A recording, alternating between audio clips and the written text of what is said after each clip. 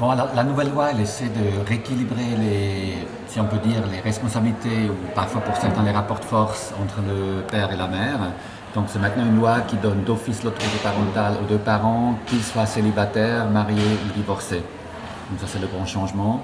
Euh, Nous on a soutenu cette loi parce que bien sûr on trouve que c'est important que les deux parents prennent les responsabilités pour leur enfant.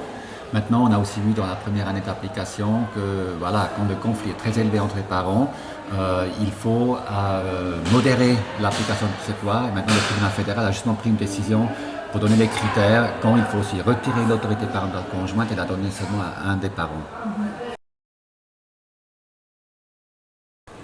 Alors on a peu de recul, puisque cette loi est relativement récente. Je dirais, à mon sens, en tout cas, ce que nous montre notre pratique, peut-être, c'est ce que cette loi a modifié, je dirais qu'elle reconnaît finalement les deux parents. Reconnaissance veut dire quoi? Je pense que quand on est reconnu, peut-être qu'il y a un impact sur l'engagement. Comment on s'engage auprès de l'enfant?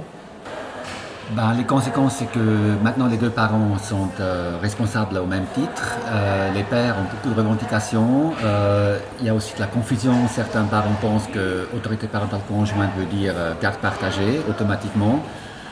Une autre conséquence, c'est que pour partir à l'étranger ou faire un grand déménagement en Suisse, il faut l'autorisation de l'autre parent.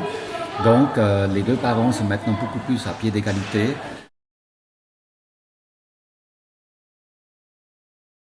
Pour nous, c'est important de travailler avec les deux parents. Pourquoi? Dans le message que vous passez auprès de votre enfant, c'est-à-dire que vous êtes tous les deux préoccupés par la question de la souffrance de votre enfant, peut-être que cette modification de loi légitime davantage les deux parents à s'impliquer dans ce travail. Peut-être que cette modification de loi leur permet de s'engager davantage dans ce travail.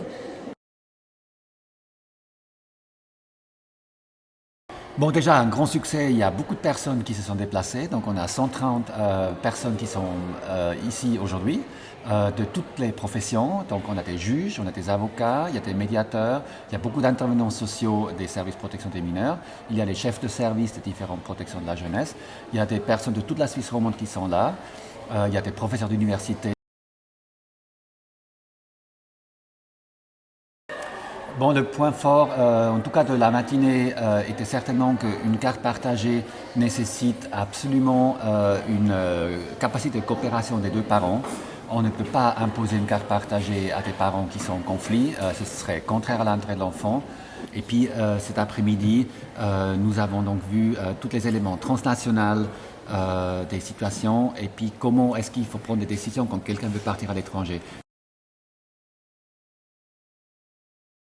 On aimerait vraiment rendre compte de la nécessité de se pencher le plus possible au cas par cas sur ces situations, même si la justice n'a pas forcément les moyens de faire du cas par cas. En revanche, je pense qu'elle peut déléguer des prestations qui permettent peut-être d'aller plus dans ce sens du cas par cas.